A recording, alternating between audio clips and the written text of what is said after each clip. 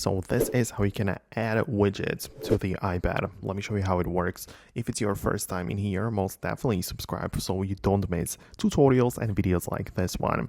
Anyways, your widgets can be in multiple different places within the iPad, most likely on the home screen. So you can go there, hold it down to your home screen as such. So you enter the edit mode and then tap on the edit button in the top left corner.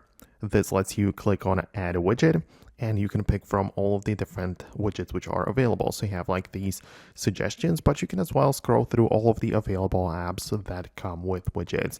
This includes the built-in Apple apps as well as those which you downloaded from the App Store. So you might download some things like Google Calendar or whatever and choose that to be your widget.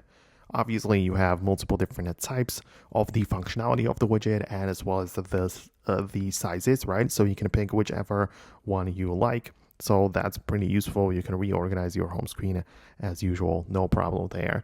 But we also have the widgets in the sidebar. Like if you are on the home screen, you can swipe left one more time. We have the sidebar right here, and we can as well hold down on that thing to perform like the edits, right?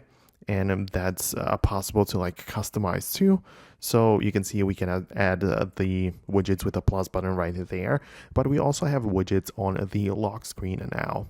So when you swipe down to access the lock screen, you can as well see like your notifications perhaps, but when you hold down on that, you can go to the edit mode and as well tap on the plus button where you have like this strip of place for widgets, and you can add some of them which are available for the lock screen specifically.